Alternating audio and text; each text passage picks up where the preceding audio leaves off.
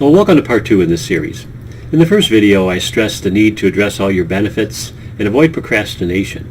Today, I'm going to be getting into some detail on specifics and priorities and try and do it in a couple of minutes, so put your seatbelt on.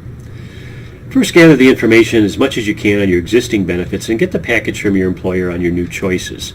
And know your timeline by financial priorities and enrollment deadlines. Let's get started. Health insurance, this is probably top of mind for most people, and it should be. So I have the facts to compare for your old and new plans. Do you need single or joint coverage? Maybe your partner has a better plan, but be careful not to drop any plan unless you are sure, because you may not be insured in the future.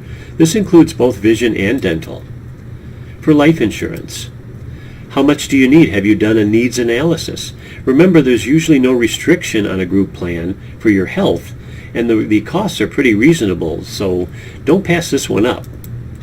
Another one not to ignore is disability. Covering the human capital or your ability to earn an income means protecting maybe your most valuable asset.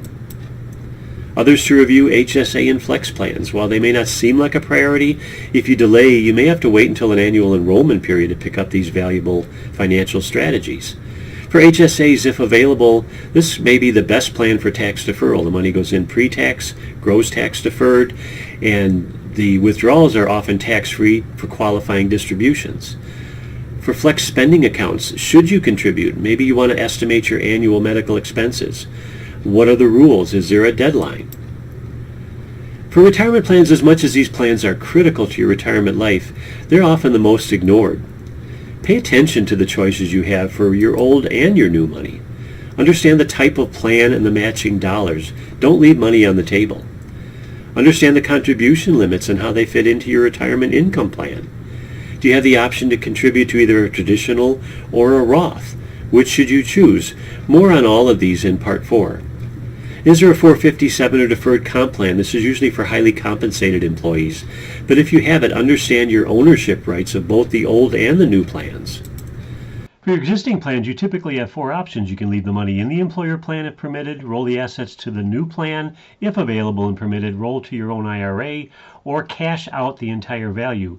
But remember, once you roll it into your new employer plan, if allowed, you may not be able to move that back out again to an IRA until you're either 59 and a half or separated from service. If you have a defined benefit or pension plan, what happens to it? How do you keep track? Now, there's no way to cover all the points you need to consider in a short video, but I hope this gives you incentive to be a good advocate for both you and your families, and to reach out to an experienced professional to help guide you and keep you on track. In the next session, I'll discuss real-life decisions people have made and the consequences of their actions. Thanks for watching.